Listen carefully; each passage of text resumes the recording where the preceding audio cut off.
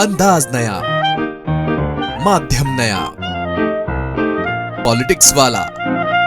आओ राजनीति करें। मध्य प्रदेश कांग्रेस प्रभारी पर गंभीर आरोप। हत्या के मामले में कोर्ट ने दिए जांच के आदेश। बड़ा सवाल, क्या हटाए जाएंगे हरीश चौधरी? नमस्कार, आप देख रहे हैं पॉलिटिक्स वाला। मैं हूं राशिद अहमद खान और इसी मसले पर, क्या हटाए जाएंगे हरीश चौधरी? क्या कांग्रेस का एक और प्रभारी अपना कार्यकाल पूरा नहीं कर पाएगा? इन सब तमाम सवालों के जवाब तलाशेंगे आज की चर्चा में। और हमारे साथ चर्चा में मौजूद हैं पॉलिटिक्स वाला के फाउंडर और एडिटर पंकज मुकाती जी। पंकज जी, बहुत स्वागत है। नमस्कार।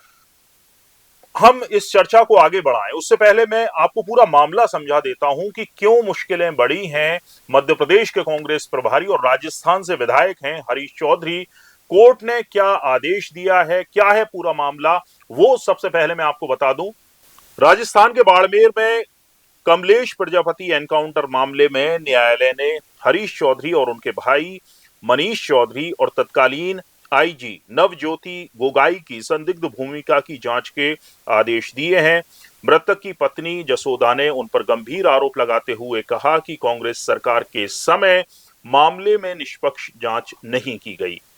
विधायक जो कि हरीश चौधरी थे, उनकी संदिग्ध भूमिका को नहीं देखा गया और सीसीटीवी फुटेज तक डिलीट कर दिए गए। कोर्ट के आदेश से हरीश चौधरी के साथ मध्य प्रदेश कांग्रेस की मुश्किलें भी बढ़ गई हैं। पंकज जी, क्या अब ये माना जाए, क्योंकि जिस तरह से मुश्किलें बढ़ी हैं हरीश चौधरी की, कोर्ट ने आदेश दिया है मध्य प्रदेश कांग्रेस के एक और प्रभारी अपना कार्यकाल पूरा नहीं कर पाएंगे, और क्या हरीश चौधरी को हटाया जाएगा? निश्चित तौर पर हरीश चौधरी पर जो आरोप हैं वो आरोप हैं, उसमें ऐसे देखा जाए तो हटाए जाने की कोई जरूरत नहीं है। लेकिन सबसे ज्यादा इन आरोपों का असर मध्य प्रदेश की राजनीति पर पड़ेगा। हरीश चौधरी को वैसे भी इस वक्त कोई बहुत ज्यादा लोग उस ढंग से यहाँ पर प्रभारियों की जरूरत पड़ती नहीं है। मध्य प्रदेश में प्रभारी कितने प्रभावी होते हैं ये हम देख चुके हैं, क्योंकि पिछले 2 साल में मध्य प्रदेश कांग्रेस के 4 प्रभारी देख चुका है। मुकुल वासनिक, भंवर जितेंद्र सिंह, हरीश चौधरी और बीच में एक और कौन थे, वो रणदीप सुरजेवाला। अब 4 प्रभारी देख चुका है। और अब इन 4 प्रभारियों को क्यों हटाया गया, इसकी कहानी बहुत लंबी है, इसको बाद में देखेंगे। लेकिन इस वक्त हरीश चौधरी पर एक व्यक्ति के इनकाउंटर के साजिश में शामिल होने का आरोप है, और ऐसे में उनको निश्चित तौर पर नहीं हटाने की बात है, लेकिन उनको हटाया जा सकता है। इसलिए क्योंकि अगर वो किस मुंह से सवाल उठाएंगे, मध्य प्रदेश कांग्रेस के प्रभारी होने के नाते, विपक्ष के प्रभारी होने के नाते, वो निश्चित ही भाजपा भारतीय जनता पार्टी की नीतियों के खिलाफ बोलेंगे, धरने प्रदर्शन करेंगे, संविधान बचाओ रैली में जाएंगे, और हर जगह भारतीय जनता पार्टी मजबूती के साथ इस बात का पीछा करेगी कि आप तो खुद कटघरे में खड़े हैं, कैसे हम पर सवाल उठा रहे हैं, कैसे संविधान का सवाल उठा रहे हैं। अभी जीतू पटवारी ने 2 दिन पहले ये कहा है कि मध्य प्रदेश में पुलिस को जो सैल्यूट करने के मामला आया है, डीजीपी ने आदेश दिया है कि माननीयों को सैल्यूट किया जाएगा। उस पे जीतू पटवारी ने कहा है कि 30% से ज्यादा माननीय जो है भारतीय जनता पार्टी के, वो अपराध में जुड़े हुए हैं, किसी न किसी तरह के आरोप में लिप्त हैं, तो वैसे में पुलिस उनको कैसे सैल्यूट करेगी? अब यहाँ सवाल यही है कि अब भारतीय जनता पार्टी भी जवाब देगी कि आपके तो प्रभारी खुद एक इतने बड़े आरोप में फंसे हुए हैं, ऐसे में उनके सामने खड़े होने का संकट होगा, मंच पे टिके रहने का संकट होगा।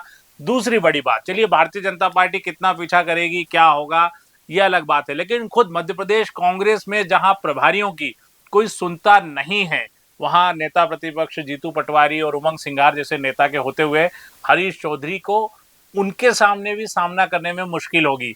अभी फिलहाल तो हरीश चौधरी मुझे लगता है कि बने रहेंगे, लेकिन बहुत लंबे समय तक बना रहना उनके लिए भी इन आरोपों के बाद मुश्किल होगा। पंकज जी, 28 अप्रैल यानी कि आज ग्वालियर में कांग्रेस संविधान बचाओ रैली का आयोजन कर रही है, उन्होंने किया है।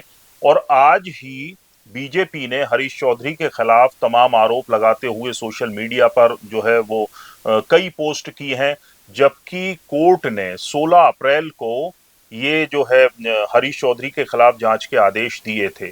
टाइमिंग को लेकर आप देखिए, बीजेपी ने जो टाइमिंग चुनी है आज की, मतलब कहिए कि मौका भी है और दस्तूर भी है, और बिल्कुल दाग दिए जो है गोले हरीश चौधरी पर। क्या कहेंगे बीजेपी की टाइमिंग पर? देखिए, भाजपा टाइमिंग के मामले में तो बिल्कुल चौधरी बनी हुई है। आप इस एक मामले की बात कर रहे हैं, भारतीय जनता पार्टी के पास अगले 2 या 3 साल का कैलेंडर बना होगा कि किस दिन क्या करना है और कैसे काम करना है। निश्चित ही जब ये मामला 15-16 अप्रैल का है राजस्थान का, तो भारतीय जनता पार्टी मध्य प्रदेश को भी इसकी खबर होगी, वहाँ पर उनकी ही सरकार है, इसलिए ये भी नहीं कह सकते कि कांग्रेस की सरकार थी या कोई दूसरी सरकार थी, तो मामला नहीं मिला। लेकिन भारतीय जनता पार्टी ने इसके लिए बिल्कुल मौका चुना। आज ग्वालियर में कांग्रेस संविधान बचाओ रैली कर रही है, उस समय वे हरीश चौधरी को घेर लेते हैं। वो हरीश चौधरी जो भारतीय जनता कांग्रेस के प्रदेश प्रभारी हैं, अब उनके ऊपर खुद के ऊपर सवाल उठ रहा है, वो वहां पर रैली कर रहे हैं, यहाँ उनके ऊपर आरोप लग रहे हैं। वैसे में वो कितने सहज उस रैली में रह पाएंगे, खुद कांग्रेस कितनी सहज रह पाएगी। पूरा मुद्दा डाइवर्ट करने का जो तरीका है भारतीय जनता पार्टी का वो यही है। वो हेडलाइन को अपनी तरफ खींचना जानते हैं, दूसरे दिन के मीडिया को अपनी तरफ रखना चाहते हैं। अब आज देखिए कि अगर कांग्रेस की संविधान बचाओ रैली का पहला ही शो है ये मध्य प्रदेश में, और वही फ्लॉप हो जाएगा क्योंकि उसको भारतीय जनता पार्टी ने बड़े तरीके से कन्वर्ट कर दिया है। सारे माइक उस संविधान बचाओ रैली की तरफ, सारे कैमरे हरीश चौधरी की तरफ मुड़ गए हैं।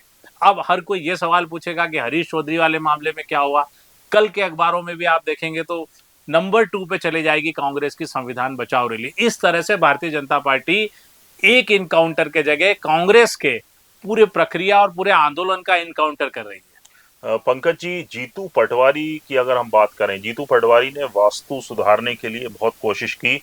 कांग्रेस के जो है कहीं कोई सा गेट बंद करवा दिया, कोई सा खुलवा लिया, और जो बदलाव करने थे उनको कर लिया, लेकिन जो कार्यालय है उसका वास्तु तो बदल गया, लेकिन जो कांग्रेस की दशा है वो नहीं बदल पा रही, क्योंकि प्रभारी जो है, एक और प्रभारी उस मुहाने पर आकर खड़े हो गए हैं कि यहाँ लग रहा है कि शायद ये जो है ये भी अपना कार्यकाल नहीं पूरा कर पाएंगे। क्या कहेंगे? देखिए, मैं बार बार कहता हूँ कि कांग्रेस का संगठन अपनी जगह है, लेकिन सोफे, गद्दे, कैंटीन बदल देना, कैंटीन चला लेना और नया रंग रोगन कर देना, ये कोई बहुत जरूरी काम है, लेकिन इतने जरूरी नहीं कि संगठन से ऊपर आ जाए।